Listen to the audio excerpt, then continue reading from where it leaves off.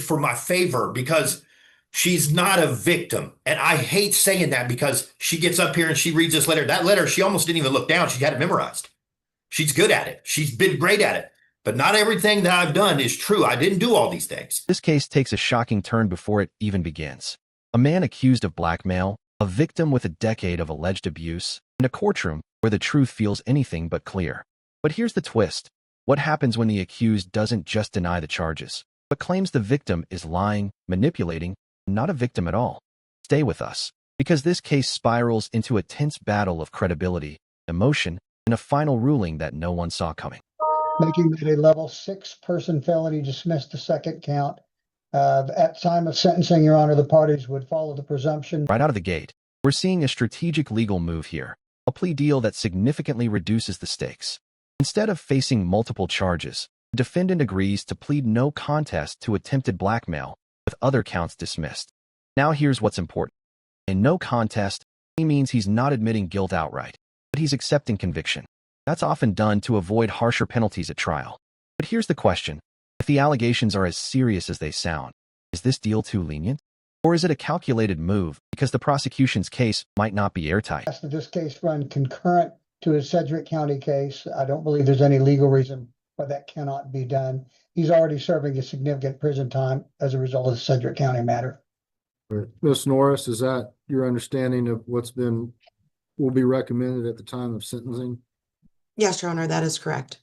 All right. So it's not your thought that he was being supervised on the other case at the time that this one occurred? It's fairly old fact scenario. And Your Honor, no, the Sedgwick County case in this case happened around the same time frame.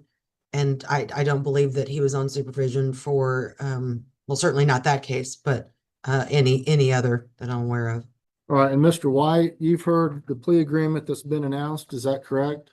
Yes, Your Honor. And you wish to enter a no contest plea to amended count 1, attempted blackmail, in exchange for dismissal of counts 2 and 3? Yes, Your Honor. A level 6 felony carries a sentencing range of between 17 months and 46 months in prison. Do you understand that? Yes, sir.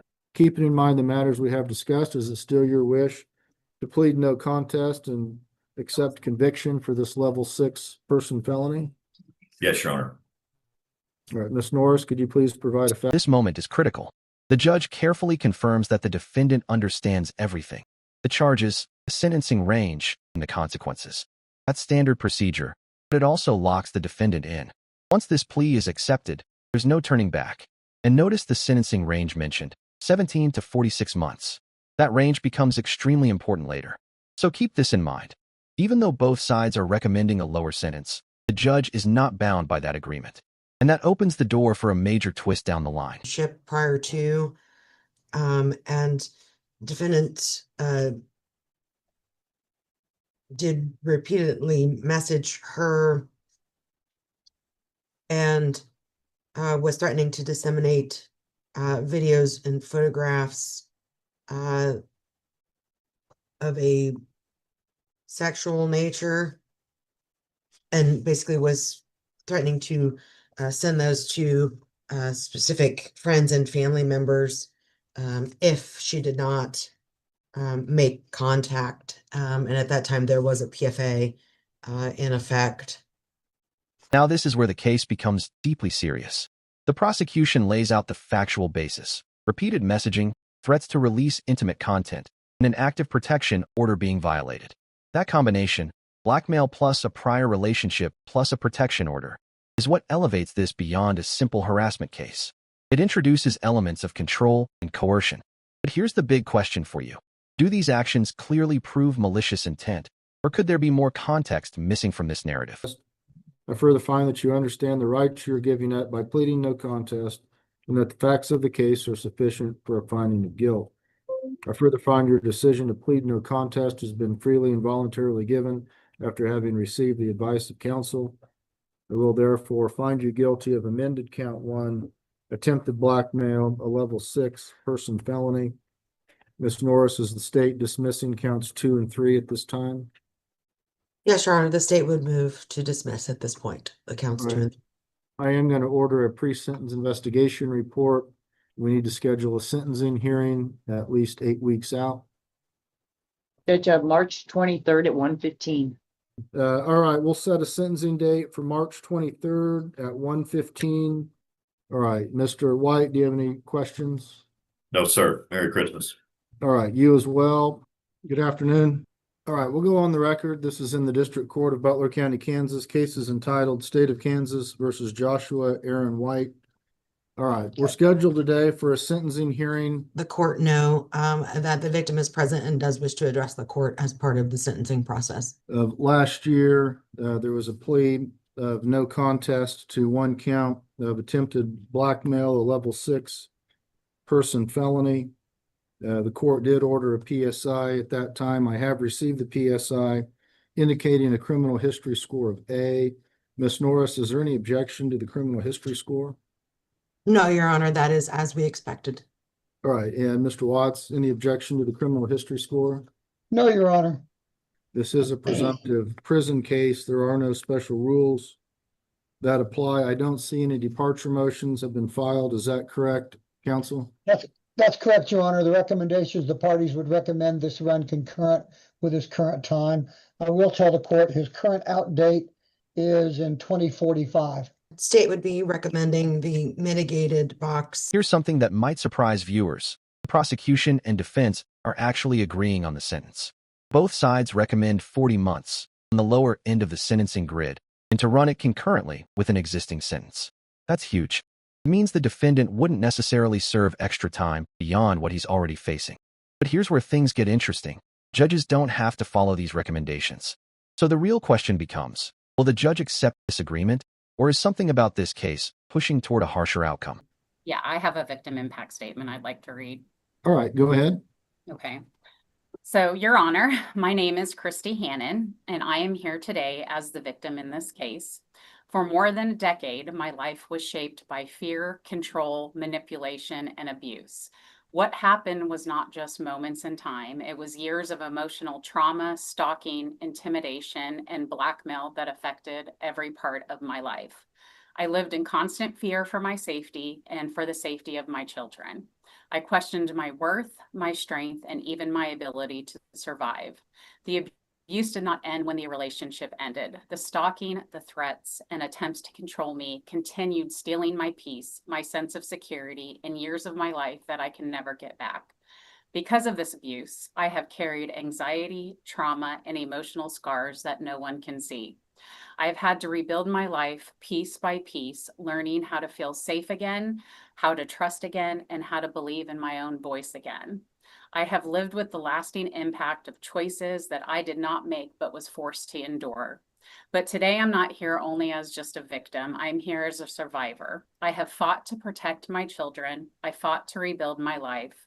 I fought to become the woman I am today. I am strong, resilient, and determined that this abuse would not define the rest of my story. What I want the court to understand is that domestic violence, along with blackmail and stalking, is not just physical harm. It is power and control. It is a fear that follows you long after visible wounds are gone.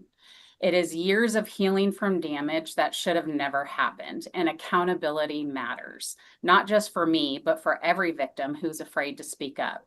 Your Honor, I ask the court to consider the seriousness of these actions and the lasting impact they have had on my life when determining sentencing. Blackmail against an abuse victim is especially cruel. It is another form of power and control that keeps a survivor trapped in fear and silence.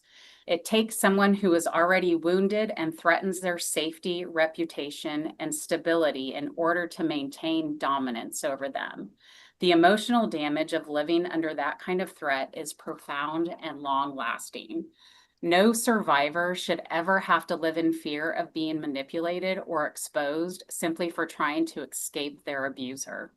Because of the severity and lasting impact of these crimes, I respectfully ask the court to impose the highest sentence allowed by the law. This request is not made out of hatred or revenge, but out of the need for justice and accountability and protection, both for myself and for others who could be harmed in the future. I am sure that you have reviewed the defendant's PSI report, and you can see this is not just an isolated incident. The defendant has a long criminal history and up until recently was always given minimum accountability for his crimes by the criminal justice system. A strong sentence, a clear message that domestic violence, stalking, and blackmail will be taken seriously and will not be tolerated needs to happen.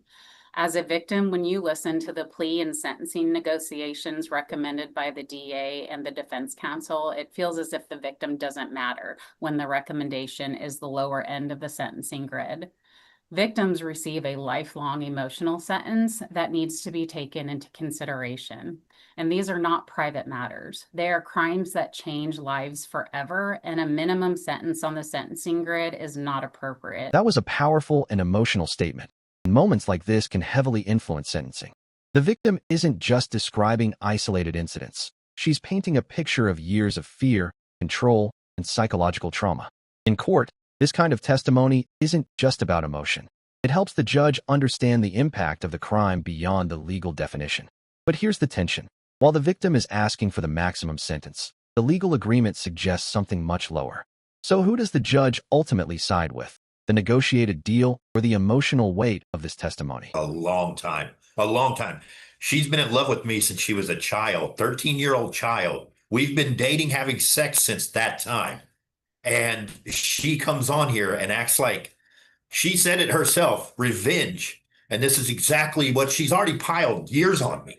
And we've been battling with these same cases since 2019. And she stacked them high. She went to Sedgwick County and read the same report.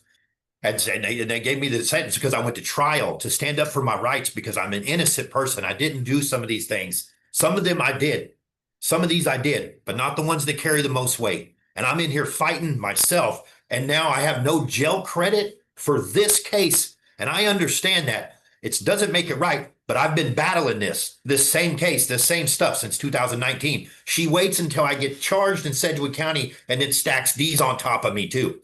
If I beat these, I'm going to do 4 years from today. If I beat these other charges in Sedgwick County, I still got to do 40 months. 40 months whenever I beat the Sedgwick County stuff, because I have a lot of things for my favor, because she's not a victim. And I hate saying that because she gets up here and she reads this letter. That letter, she almost didn't even look down. She had it memorized. She's good at it. She's been great at it. But not everything that I've done is true. I didn't do all these things. This stuff here, this is basically, if you go read my Sedgwick County case and this. And here it is, the moment that changes the tone of the entire case. The defendant doesn't just defend himself. He goes on the offensive. He accuses the victim of lying, calls her statement rehearsed, and even admits to some wrongdoing while denying the most serious claims. That's a risky move in court. Judges pay close attention to accountability, and statements like this can either humanize a defendant or completely damage their credibility. So ask yourself, does this sound like someone telling the truth or someone digging a deeper hole? Out of revenge, out of being sad from me being with another woman, and this other woman's in this court today. She's watching, thank God. But I asked for some kind of leniency, some kind of time, and they're going to start my time today, even though I've been battling this for years, since 2019, and I don't want to take what she says and act like I don't understand who she is, because I know her very well and she knows me very well. I'm sorry that she feels so much hatred towards me and revenge to just get here and talk like this. And she's very believable. You know, it's sad. I'm here, she's there. And I never in a million years would think I would be somewhere where I'm at for something I didn't do, but here I am. And now I'm getting piled on again. I guess you asked me if I had one thing to say. I would love to say, I apologize for all the bad things that me and her went through, for her to feel so much hatred and want revenge and want these things from me, and say that she's this horrible victim and she had to keep her kids. I raised her children. Her children grew up to be good kids because of me. Her kids were awful when I came around, and I want to talk about the children. But the way that she was as a parent, she would be awful, awful. I mean, she smoked cigarettes in her house with her children, and I didn't allow that around my kids when they came over. She was just, that's minimal. That's minimal. Picking. We can do this all day. But here she is filing charges on me, and they're sticking. But I'd love to apologize to the courts for this all going through this, and it's on the time's on me, not her. This has nothing to This is the defendant's final chance to influence the court, and he shifts toward asking for leniency. He talks about his time in prison, the conditions, and how long he's been dealing with these cases. But here's the reality. Judges often look for genuine remorse and responsibility. And while he does apologize in parts, he continues to blame the victim throughout. That contradiction can be critical, because in sentencing, it's not just about what you say. It's about whether the court believes you truly accept responsibility. all the charges, but did you read the facts of these things? And it's like, how, but I guess maybe I shouldn't talk because I have a lot of built up time to think here. You know what I mean? It's all I got here. It's all I can do is think. And I look around, I wake up and I live in a bathroom with another man. And I know that's not your guys' issues, but she's piled it on enough for me. And I don't feel 40 months is fair. I really don't. But then again, if you don't like the plea and you give me more, please don't do that. But I would love some time credit. And I know I'm not probably going to get that. That's what I'm asking is maybe a little time because I've been in Sedgwick County Jail from 2021 until now, battling the same stuff. I mean, it's basically just changed 20 miles from Sedgwick County on Maine to Butler County on Maine or wherever you guys are at. But I'm sorry. Thank you. And that's all I have. All right, thank you, Mr. White. All right, Mr. White, for the primary offense of attempted blackmail, a level 6 person felony with your criminal history score of A, I'm going to sentence you to the aggravated term of 46 months with the Department of Corrections. I understand the plea agreement anticipated 40 months, but I don't think this situation warrants a mitigated sentence. In fact, warrants the aggravated sentence. So that's what the court is imposing. You are eligible. And just like that, twist. Despite both sides recommending a 40-month sentence, the judge goes with the maximum, 46 months. That decision sends a clear message. The court did not believe this was a case deserving leniency. The combination of the defendant's criminal history, the nature of the offense, and possibly his courtroom statements all played a role. This case highlights something crucial. Plea deals can shape expectations, but they don't guarantee outcomes. And in emotionally charged cases like this, the judge's discretion can completely change everything. If you can't afford an attorney to do an appeal, one will be appointed for you. Ms. Norris, are there any sentencing related orders that the court has not addressed? I don't believe so, Your Honor. Mr. Watts? No, Your Honor.